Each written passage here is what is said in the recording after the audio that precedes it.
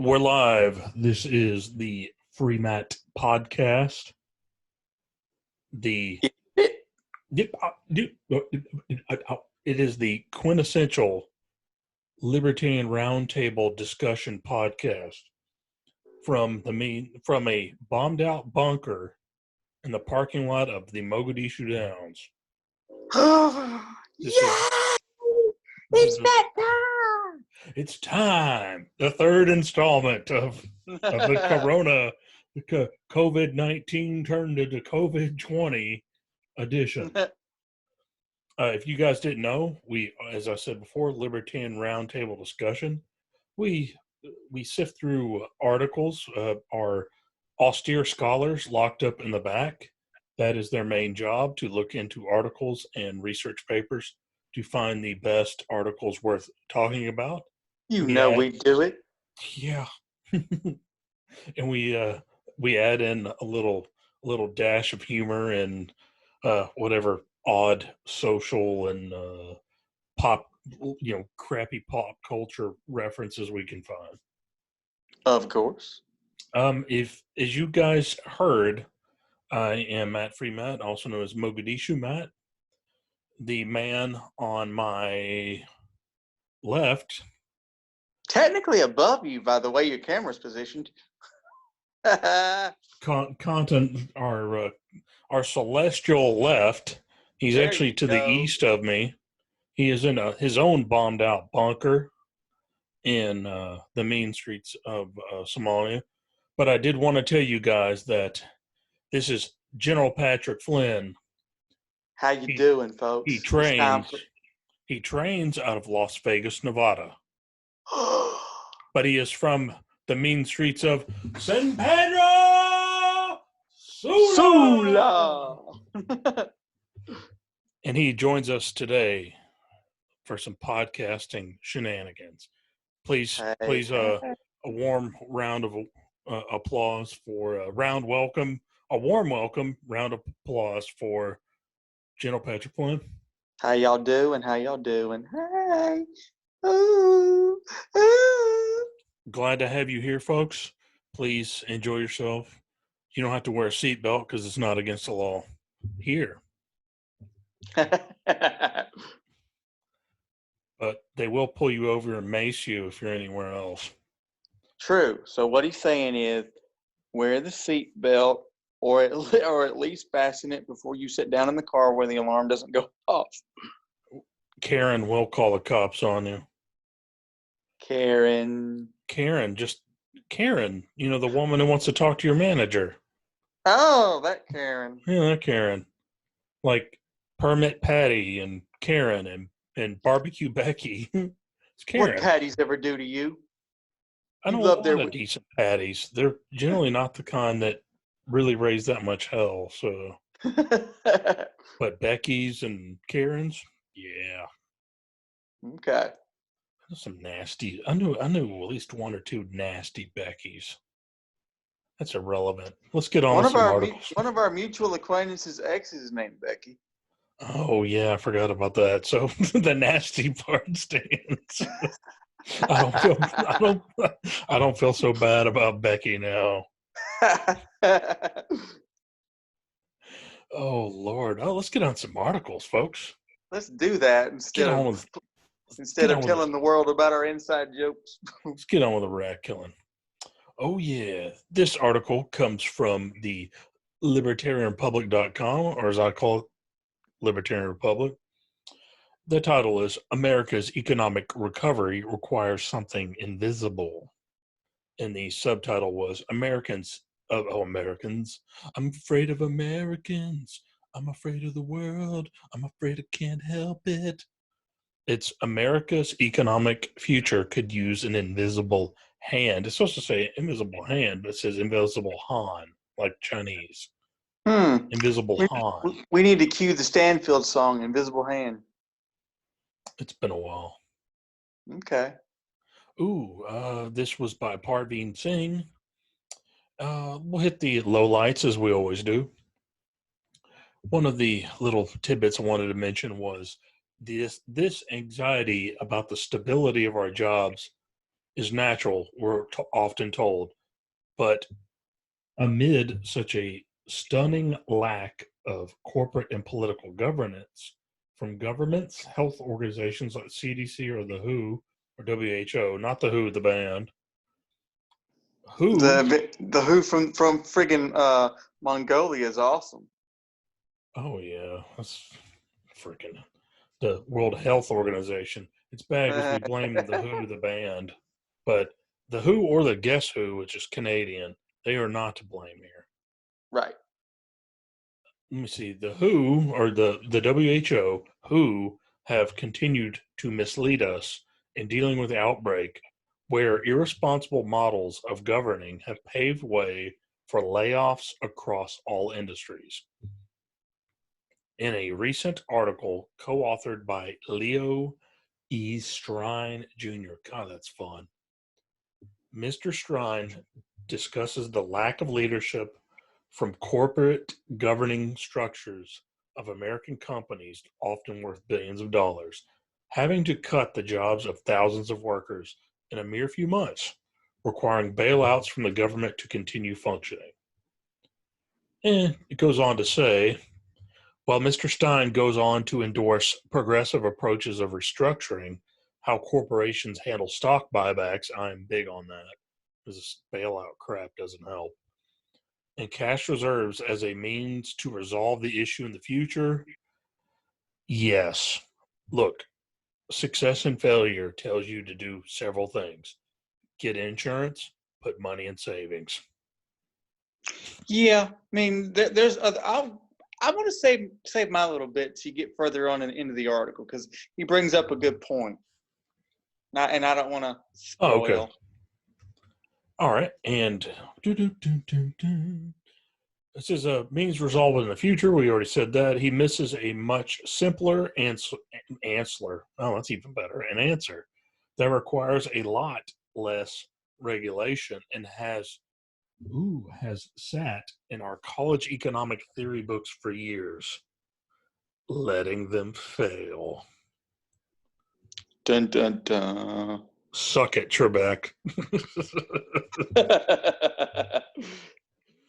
I feel empowered with my crash helmet on.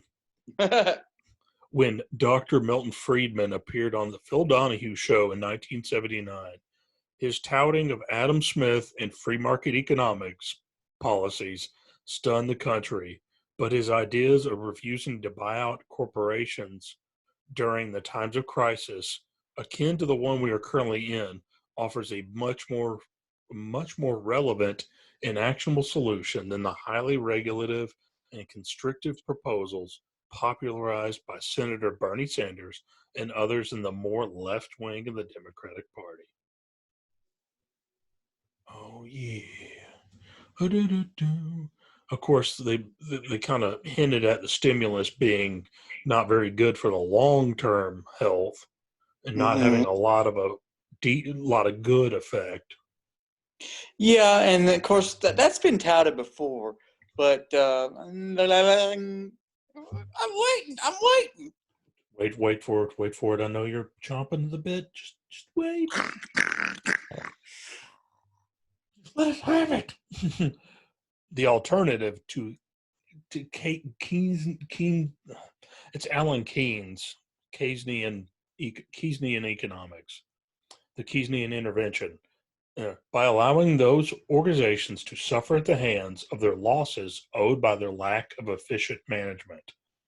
It rewards existing companies that do save capital to outlast the fallout, while simultaneously setting a behavioral model of credence and responsibility for any company that wants to do business in the future, knowing that it is up to their decision-making alone that will determine their survival in the long term.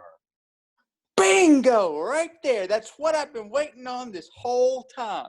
It sets the example that you cannot use the government as a crutch. I mean, soak it in. It just feels so nice. It's just think of this way. Makes me want to Put it in your pipe and smoke Put it. it in your pipe and smoke it. And Thank you. the other thing is I always say, well, continue on with the article. Oh, I'll come yeah. back. Don't you chomp at it. You're getting hasty. Let me see this. They talk about the solution. Let me see where we're. The solution, however, is two-sided. In addition to thoughtful corporate decision-making, requires determination from political leaders to muster up the courage to make often unpopular decisions of distributing aid to companies, or as many on both sides of the aisle have referred to as corporate welfare programs. And make no mistake, this is a bipartisan. I almost said bipartisan issue. Biplanes are a problem too, but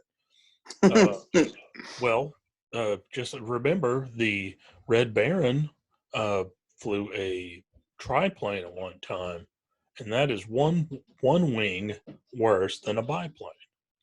It was decent frozen pizza too. I mean, now granted, it wasn't no DiGiorno, but still. He was a German war hero who was actually celebrated by his enemies. Mm-hmm. He was a young man when he died.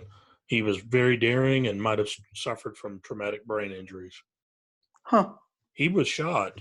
I can't see. I don't know if he got shot in the heart, but it was in his side all the way up. And he landed the plane. And when they found him, he was dead. Hmm. And he was unconscious. And he landed the plane. Huh. Yeah, I said that's why you need to respect that dude. He had nads of steel. All right. Let me see. Make no mistake, a bipartisan issue where Democrats are generally keen to profusely increase funding of government-aided programs. Republicans have also flip-flopped on being the party of fiscal conservatism. Oh yeah, in the latest economic stimulus, which they decried a decade earlier during the 08 and 09 recession because they had a different president. Oh, hold on. Where's my microphone? I just don't even know where my mic is. I had a mic for dropping. You had a drop mic ready, and now you don't have it. Yeah. Well, anyway, mic drop. Boom. And we went on parsing through this here. American companies need to stop seeing the government as a paternalistic entity to ensure their survival. I said that about the American people too. Oh, it's believe me, I'm waiting for the end of the article. And with leadership and guidance that puts its confidence in the market, forcing corporations to adopt policies that will help them maintain operations in times of downturn, will help us snap out of the outdated Keynesian model of economic intervention that we followed for decades. And I will give props to Parveen Singh. He is a financial communications consultant from the NYC. Okay. That the end of the article? Oh, yeah. Yeah, see, my thing with this goes on to the fact that I always say, and of course we got conversations about this, if an individual homeowner owns a home, makes bad decisions, doesn't make his payments, what happens? He loses his house. He loses his stuff. Or you get sued, yeah. So I'm thinking if it's good, if that's what happens to the American people, then that's what should happen to American businesses. Period. If it's, what's the old saying, good for the goose, good for the gander? Well, the way I look at it, big business is just a different kind of gander. Birdshot is good for the gander. Exactly. If you or me can lose our stuff for the bad decisions we make, then let the corporations reap those consequences. I mean, they made personal bankruptcy a lot damn harder. I mean, there's stuff right now that they don't even. I mean, they'll chase you for the ends of the earth trying to get $100 out of you. Yeah, and don't even get me started on if it's a student loan situation. Oh yeah, they're gonna get blood from you. That shit. That blood my ass. They'll fucking resurrect me as a zombie just to get those payments back. Yeah, there's not loan services. What is the debt collectors over there calling your family after you die looking for money? But I wholeheartedly agree with this guy on the article about letting them fail, and then also that setting a precedent of the fact that you shouldn't or can't use the government as a financial crutch. But also, like he was saying, the key point in that is having the lawmakers in those decisions, or in those places that make those decisions, make the unpopular decision and not bail them out. So it's kind of like, yeah, that's what would be good to happen, but is there anybody in there that would actually do it? Yeah, and usually when you get there's too many lobbyists involved, and they'll muck it up. They'll give it a fancy name, and then it won't do anything. Yeah, I mean, Oh, they it, want to gamble on margins. I've explained this. So there's businesses right now, and the car companies were notorious for this.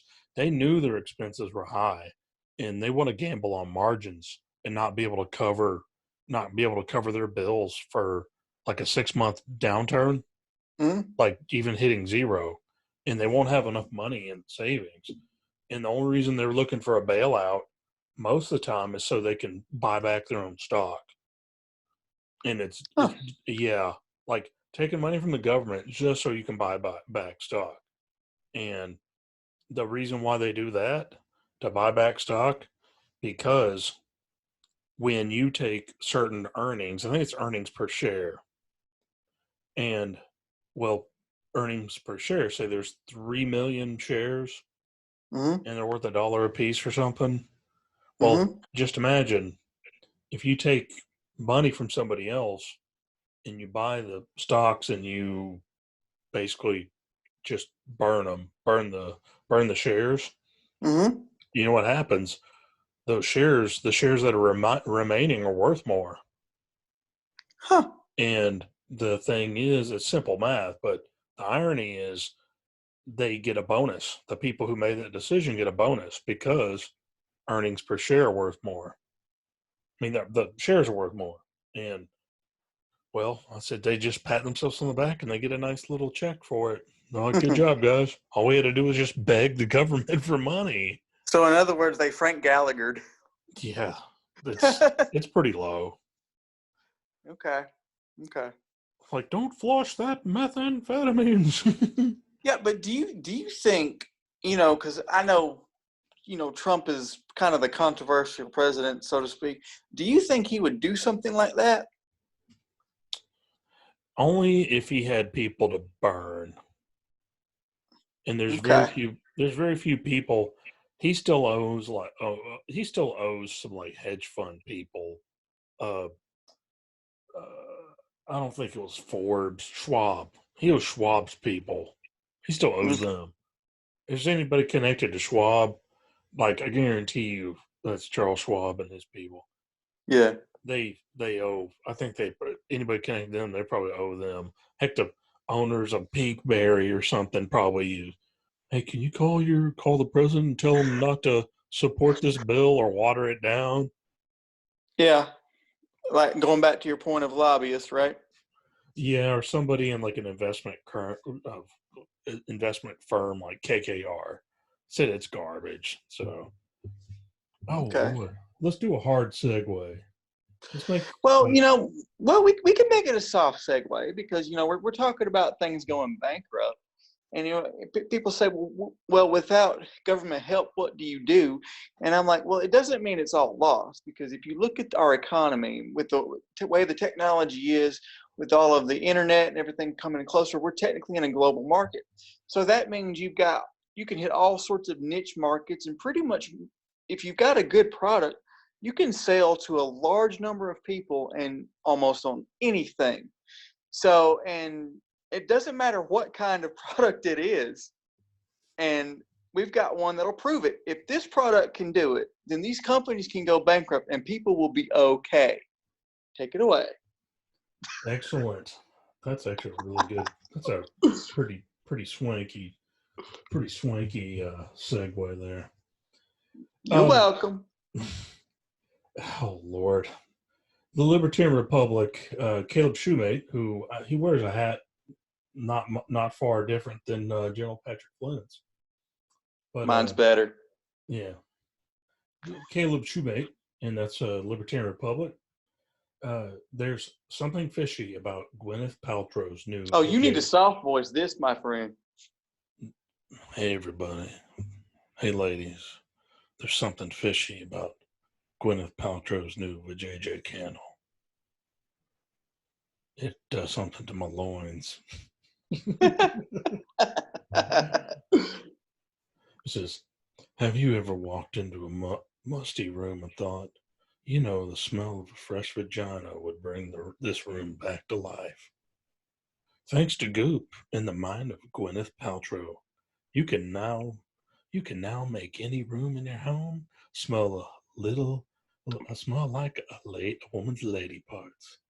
The candle was originally a joke between Paltrow and Douglas Little, a perfumer with the company's Heretic line of fragrances, according to thecut.com. The scent is crafted with geranium, citrusy bergamot, blended with damask rose and ambrette seed to put us in the mind of fantasy, seduction, and a sophisticated warmth, according to Goop's website. The candle comes in 10.5-ounce size with a price tag of $75 US. You read that right. $75. Mm. Take it from a guy with a German war helmet with stickers on it. Oh, yeah. And the thing about it is, $75 for a 10-ounce candle, and it's sold out. Yeah. If you think this product is bizarre, it appears to fall in line with other products produced by Goop. In 2018, Goop settled a lawsuit for 145,000 US dollars related to vagina eggs that were marketed to help regulate female hormones and ease pain from menstrual cramps, according to the Daily Wire. Twitter users have expressed their opinions regarding Goop's vagina.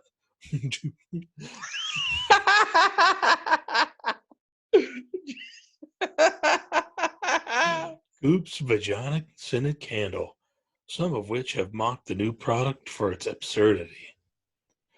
Others have expressed extreme disgust that the product even exists and that it is also currently sold out. They're disgusted that it's sold out.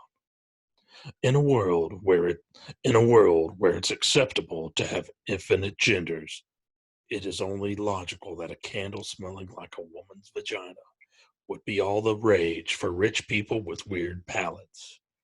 The next question for the consumer would be, is this designed to smell pre or post a summer's eve douche?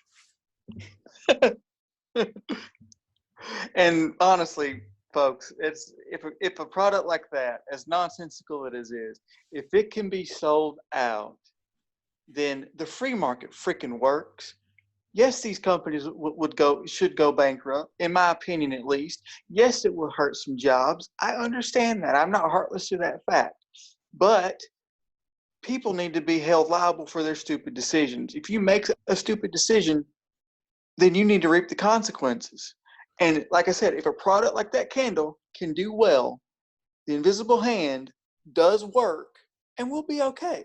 It won't happen overnight, but it will happen. I've got a $5 business school idea. All right. If you're sucking at selling products, market better, get better products, uh, get rid of customers, get better customers, get more customers. There you go.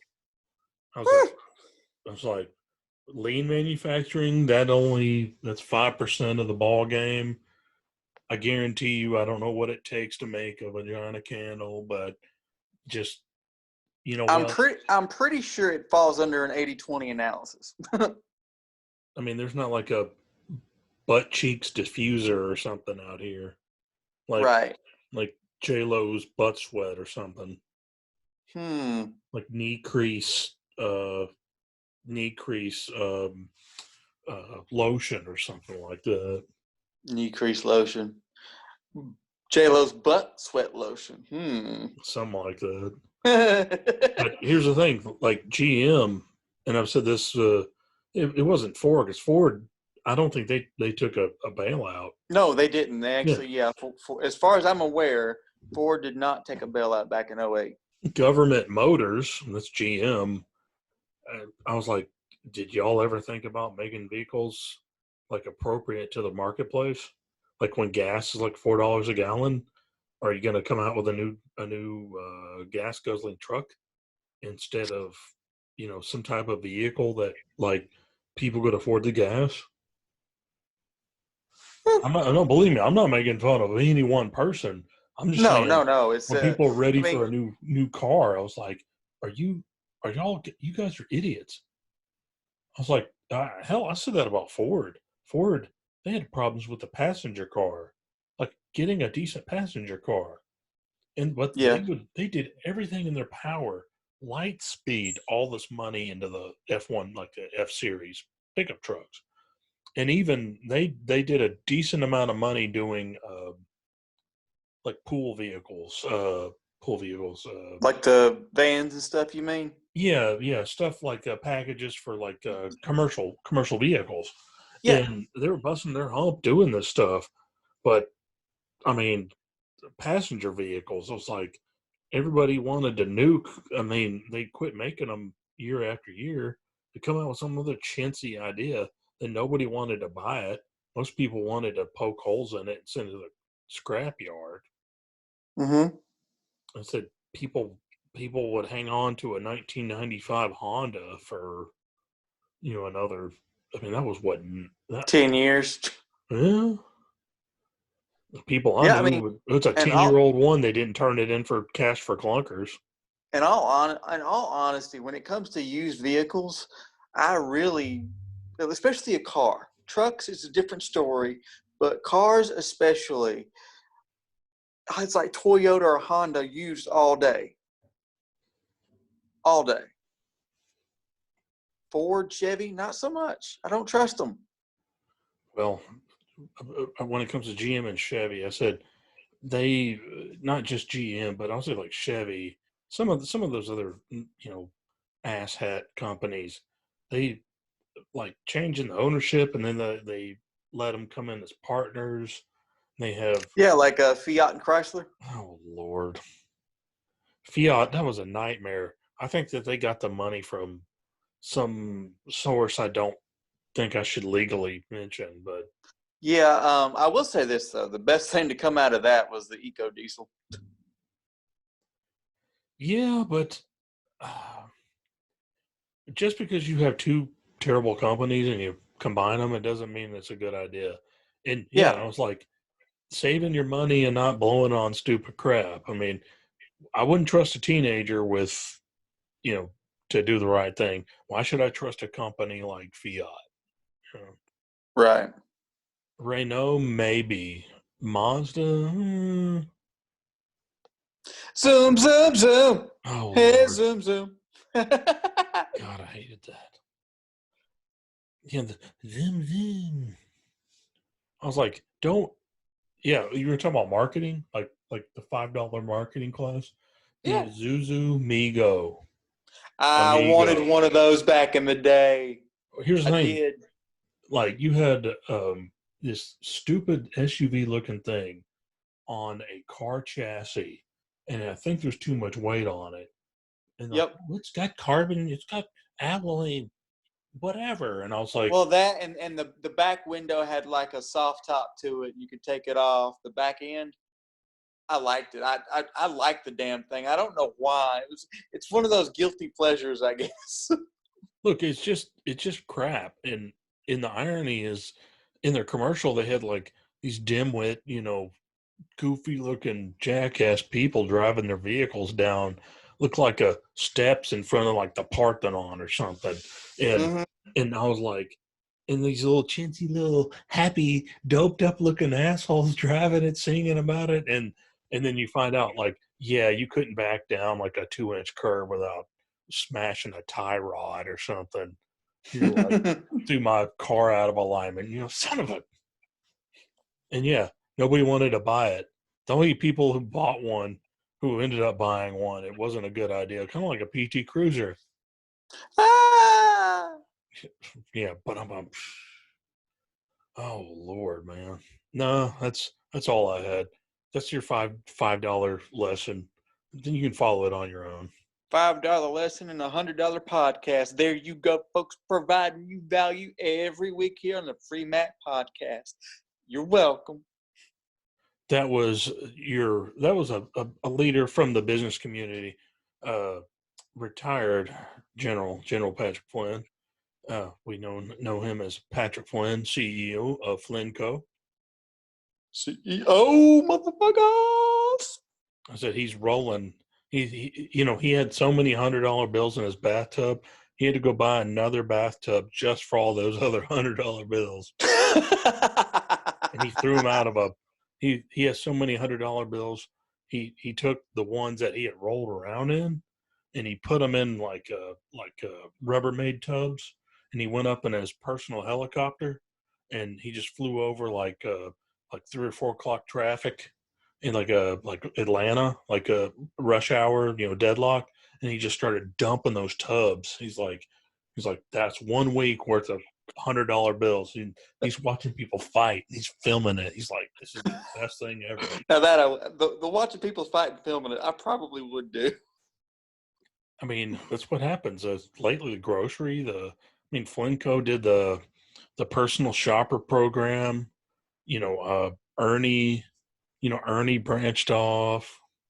I mean, Well, everybody. he started to actually give some good ideas, so I had to let him branch off. It was just I decided to work with the guy and let him make me money. It was like seed funding.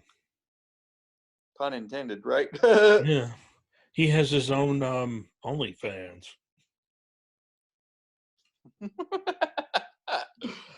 I hate that crap. It's like, just no. Pay yourself money. Invest your money. Anyway, folks. Economics aside here. Um, oh Lord, I'm trying to think of what else. Some inspirational moments besides ocular health. Um, it. I mean, please take care of yourselves. Don't panic now. We're almost out of this garbage, and people are getting mad enough where people are in Michigan are showing up to the state capitol with guns. People are We'll be scared. fine. We'll be fine. Well, they're going to have in certain states people are either going to be sick or they're going to be they're going to be watching riots. In Michigan there's lawsuits, so yeah, people are getting sued, so have at it. And you know what, if they don't win, go to the streets. I've Go to actually the. Oh, you said streets, not strippers. Got it. Okay. Okay. well to be honest with you, you look at the bars and the gyms and stuff like that, and I said all commerce is essential. Every person working, like voluntary exchange of goods and services and money, the whole thing is you're essential. I've said Mm-hmm. that. I don't care if you're you know uh, showing people pictures of your toes. It's essential commerce. It's Well, yeah, it's as weird as it is. It's still it's getting the economy working, going, functioning, flowing. and it's natural, not the it's the natural cycle of money, and it's people, the goods and services. It's It's the circle of money. yeah, like the Tiger King. Ouch! I didn't just go there. Oh. So you especially don't. since especially since you've got a handlebar, right? Oh yeah, like dude set us back. He's like George Soros to Holocaust survivors. He like set us back. It's a really bad joke, by the way, because apparently, like his dad was a snitch. It is. I think his dad was a snitch or something. And I was like, man, I hope none of that's true. But anyway, I look at an informant, like he ratted on other Jews to Nazis. Anyway, that's a really dark ending. But Yes, it is. hey, hang on, guys. Hang on. Also, General Patrick Flynn, do you have any parting words? Parting words. No, just let the places go bankrupt. Let the economy reset on its own, and see where we actually end up for once. Instead of doing the same thing over, expecting different results, and having all these interventions and stimulus. This is No stimuli. The best way to stimulate the economy is let none, people get back to work. unless it's from Pornhub. Unless it's from Pornhub. Great. We'll end on that note. I'm not a big fan of that, but anyway. Uh, hey guys, also down below, uh, Twitter at free. It's at Freemat Podcast. That's FREEMATTPODCAST.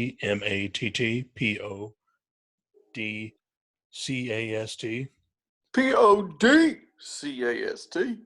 I'm also on Gab, and I believe that is do do do do do. I forgot what it was. We'll put it below. Also, I'm Gab. I don't know what Gab is, but it's on it. Gmail. Freemat Gmail. Podcast at gmail.com. Freemat Podcast at gmail.com. Please have a good night. Please take care of yourselves. Hi.